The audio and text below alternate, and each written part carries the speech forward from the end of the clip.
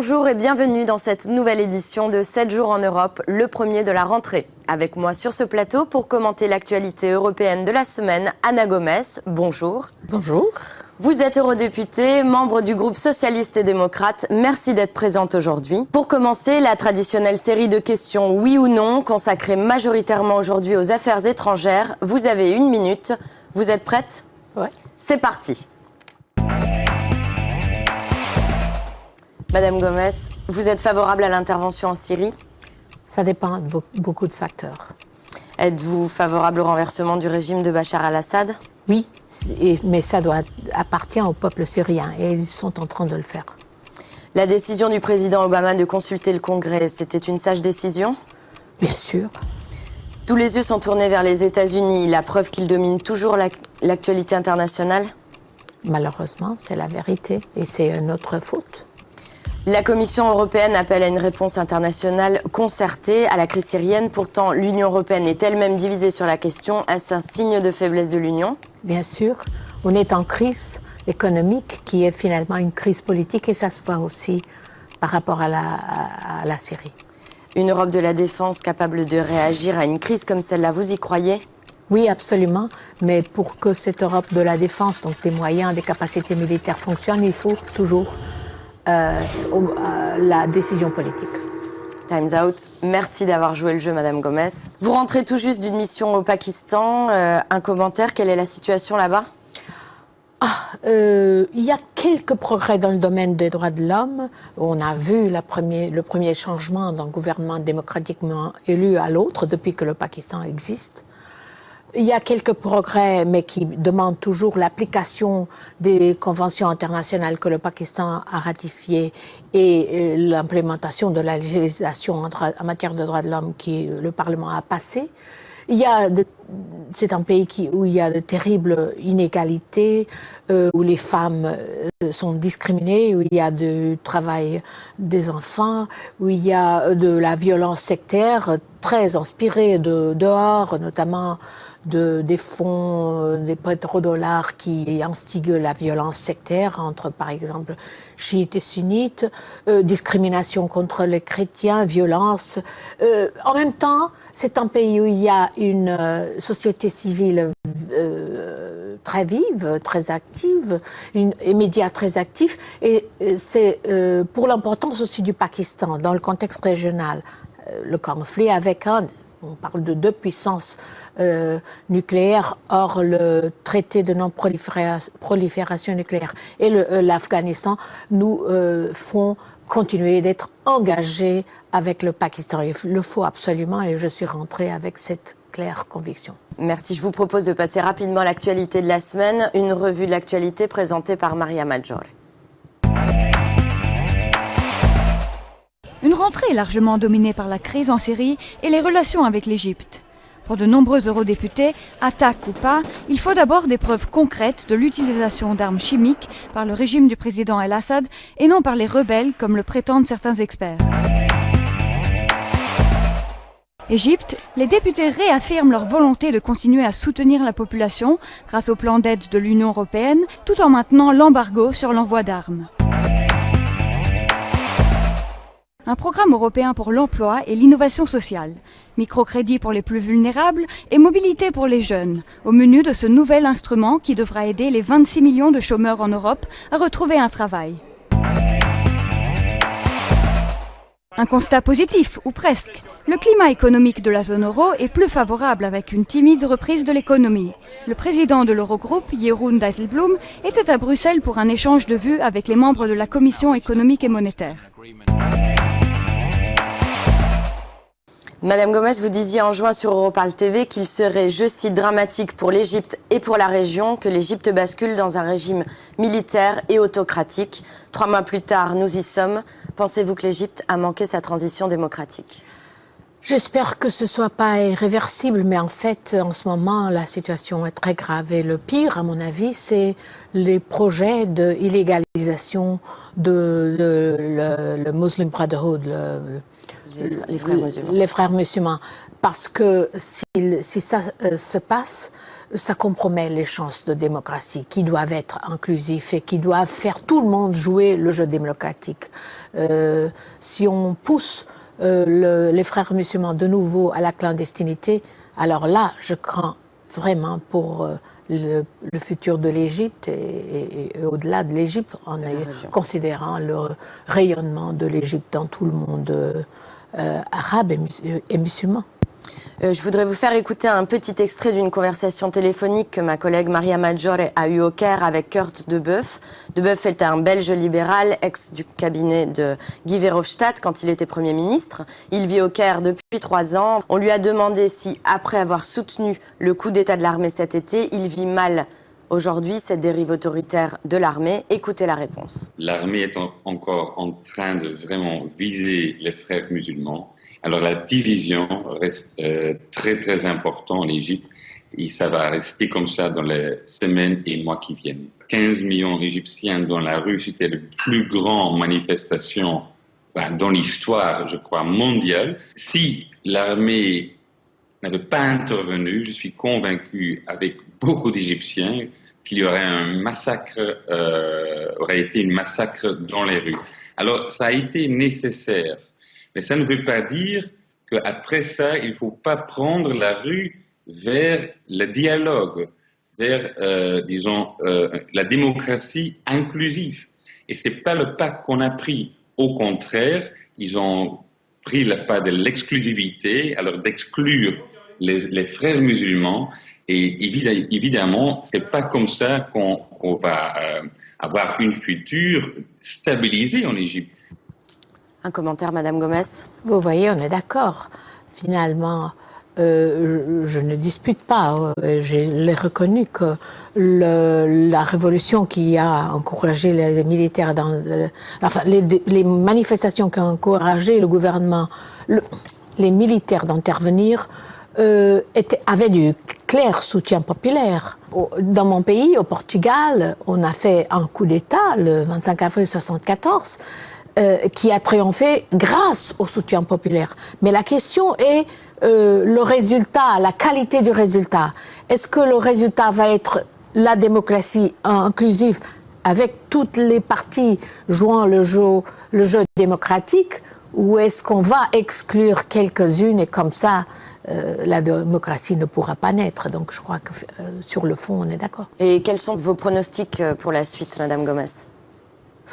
C'est très difficile, mais voilà un domaine où je pense que l'Union européenne doit passer des messages très clairs, très fermes, notamment sur l'erreur majeure qui serait de légaliser le frère musulman, sur le besoin de procéder tout de suite pour un processus qui arrive à des élections dûment organisées avec observation internationale, où tout le monde puisse participer, y compris les frères musulmans. Entre-temps, un gouvernement d'unité nationale qui soit au moins accepté aussi par les frères musulmans.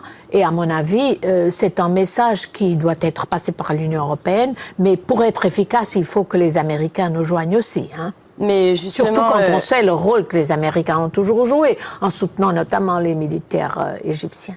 Mais l'Union européenne veut poursuivre l'aide humanitaire en Égypte. C'est un peu le message qui est ressorti de la session extraordinaire la semaine dernière. Ah, mais ça, c'est le minimum. Justement, est-ce que c'est tout ce que l'Europe a à dire pour le moment? Non, je pense que ce n'est pas assez. C'est le minimum des minimums. Ça nous donne peut-être une bonne conscience, mais ça n'a aucun effet politique. À mon avis, le message politique doit être très clair. Ce qui n'est pas encore le cas pour le moment, oui, au niveau de l'Europe. Et à mon avis, on devrait engager les États-Unis dans une discussion de fond pour qu'ils se joignent à nous en passant ce même message. Ana Gomes, merci d'avoir été avec moi sur ce plateau et à bientôt. Merci bien. Au revoir, à bientôt. Bonjour, monsieur Franco. Bonjour. Bonjour. Salut. Les forêts étaient au centre de l'actualité cet été avec des incendies parfois incontrôlables comme au Portugal ou au Yosemite Park aux États-Unis. Nous avons tous en tête des images de flammes ravageant des dizaines d'hectares de forêt, un phénomène devenu presque habituel en période estivale. Mais a-t-on bien conscience de ce que représentent les forêts ?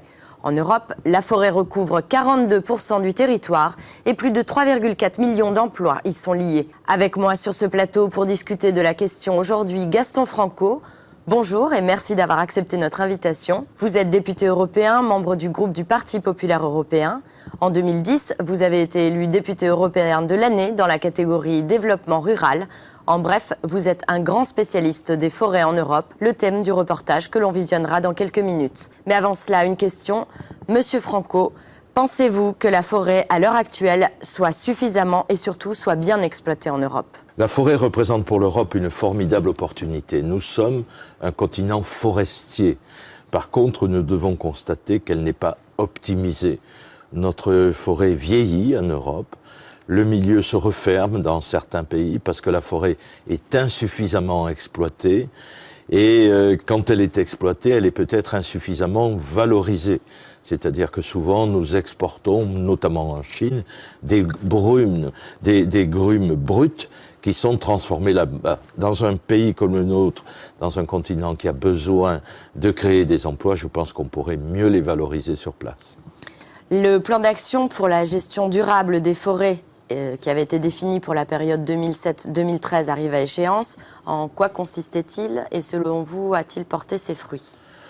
Oui, l'Europe se donne de grandes orientations stratégiques et je pense d'ailleurs qu'il faut faire reconnaître ce vrai rôle stratégique à la forêt.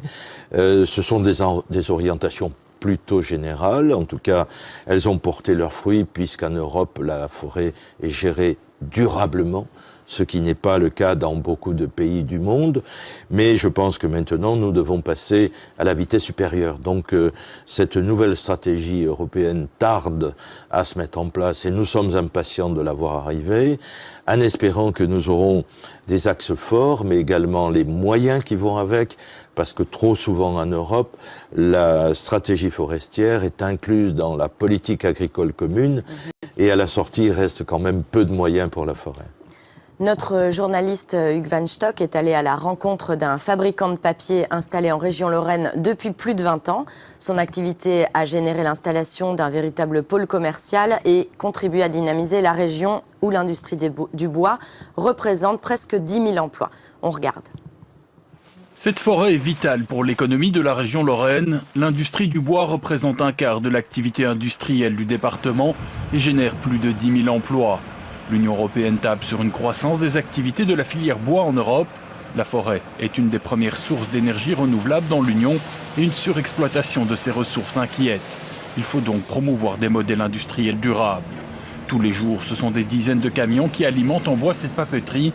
Elle est installée dans les Vosges depuis plus de 20 ans et produit 600 000 tonnes de papier par an. De quoi satisfaire la consommation annuelle française. Il y a trois principales raisons pour lesquelles le site s'est placé ici. Nous sommes au sein du massif vosgien, l'air naturel du sapin de l'épicéa, essence que nous utilisons. Il y a la présence d'eau avec la Moselle. Nous avons besoin de 15 000 m3 d'eau par jour. Et enfin, l'électricité qui à l'époque, il y a 20 ans, était moins chère que dans les pays voisins, la Suisse ou l'Allemagne. L'implantation de ce géant du papier a attiré d'autres entreprises à proximité, toutes confortées dans leur choix par les synergies pouvant exister avec le papetier. Nous avons essayé de développer des activités à la périphérie de la nôtre dans lesquelles on pouvait vendre des produits ou vendre des services. Alors, vendre du bois, on sait acheter le bois et approvisionner une usine. C'est ainsi que l'usine qui s'est installée à côté de nous, Pavatex, nous l'approvisionnons en bois en même temps que nous. Mais aussi, nous fabriquons de la vapeur. Nous lui fournissons la vapeur. Et d'autres services comme la maintenance pour une autre petite usine qui s'est installée sur notre site. La dernière usine à s'être implantée sur Zonay suisse. Elle produit des panneaux d'isolation en fibre de bois. Le coût de son installation est de 60 millions d'euros, dont 1,7 proviennent de fonds européens. Son voisin lui permet de faire de belles économies et d'être plus respectueuse de l'environnement. Nous avons pu certainement, grâce aux synergies avec Norske Skog, pu réduire notre dépense en investissement de 20% et nos coûts opérationnels d'à peu près 10%. Les industriels actifs dans le secteur du bois souhaiteraient que les politiques forestières s'écartent d'une gestion uniquement environnementale et s'occupent aussi de l'aspect économique. Deux choses qui ne sont pas conflictuelles selon eux. Un bel exemple de réussite. D'après vous, ce genre de synergie d'entreprises liées au métier du bois est-il exportable partout en Europe? Par exemple, en Slovénie, 62% du territoire est occupé par la forêt et 10% de la population est au chômage. J'ai même vu mieux, puisque lors d'un déplacement forestier en Finlande, j'ai pu apprécier le fonctionnement de véritables clusters autour de la forêt, c'est-à-dire que près de 400 entreprises, laboratoires, instituts de recherche s'étaient regroupés autour du bois pour travailler ensemble. C'est bien là la solution, parce que là, le matériau est optimisé dans toutes les directions. Mais finalement, on pense souvent à la forêt et à son potentiel écologique, mais on ne l'envisage pas assez d'un point de vue économique. C'est ça que... Moi, je pense qu'il faut marier les deux. C'est dit d'ailleurs, et fort bien dans votre reportage. Il ne faut pas opposer bêtement environnement, écologie et économie. La forêt doit avoir un rôle économique majeur en Europe. La forêt est vivante, la forêt naît, vit et meurt. Nous avons des milieux qui se referment et c'est mauvais pour la biodiversité. Il faut que la forêt soit exploitée. Il faut qu'elle soit exploitée dans des conditions convenables et c'est le cas en Europe. Nous essayons d'ailleurs d'exporter ce modèle d'exploitation certifié dans les pays du monde entier. Savez-vous, par exemple, que 40% du bois qui est importé en Europe est d'origine illégale? Quand on voit le pillage des forêts d'Afrique, des forêts d'Amérique du Sud, de Madagascar, d'Indonésie, l'Europe peut et doit mettre de l'ordre dans le bois qu'elle importe. Mais notre forêt, qui est bien gérée, doit être mieux exploitée. Mais à côté, elle joue bien évidemment et naturellement son rôle de poumon vert autour des grandes villes, la fixation du carbone, bien sûr, ces espaces de loisirs qui permettent aux citadins de se ressourcer, c'est ce qu'on appelle la multifonctionnalité de la forêt. Mais concrètement, il faut faire quoi? On attend une grande stratégie de la Commission européenne en matière de bois à la fin du mois de septembre. Quels sont les axes concrets? Il faut que l'Europe, désormais, prenne en compte que dans certains pays, il y a du gaz de schiste, que dans certains pays, il y a du pétrole, que dans certains pays, il y a de l'éolien, mais que chez nous, nous avons, de manière à couvrir nos besoins, la forêt, le bois, et que ceci, dans le cadre de nos impératifs écologiques, est également une opportunité fantastique. Donc il faut que l'Europe aide la filière à assurer ce développement, qu'elle aide la recherche au niveau du bois et de la forêt. Nous pouvons extraire tout un tas de produits à partir de la cellulose. Aujourd'hui, nous sommes loin d'en avoir fait le tour. Donc l'Europe doit aider à cette recherche. Mais en France, par exemple, est-ce qu'on prend la dimension européenne de la forêt? Très peu. Très peu. Le problème de la France, nous avons vu là avec beaucoup d'intérêt un reportage sur une grande entreprise. Mais ces grandes entreprises sont très peu nombreuses en France. En France, nous nous trouvons confrontés à deux problèmes. D'abord, le morcellement de la forêt privée. De toutes petites exploitations, de toutes petites propriétés, souvent en indivision. Mais également d'une toute petite industrie avec des scieries qui sont animées avec 5-6 personnes, avec des productions limitées en volume alors qu'elles ne le sont pas en qualité.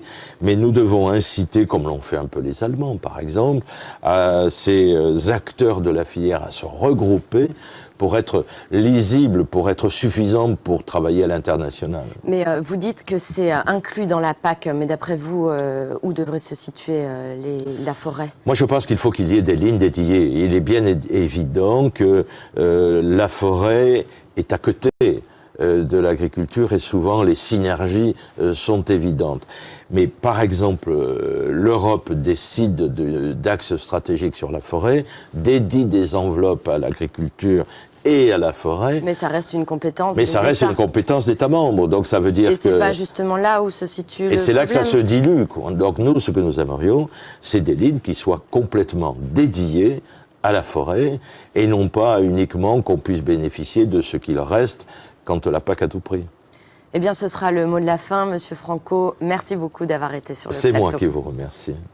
Quant à nous, rendez-vous la semaine prochaine pour une nouvelle édition de 7 jours en Europe. Bye bye.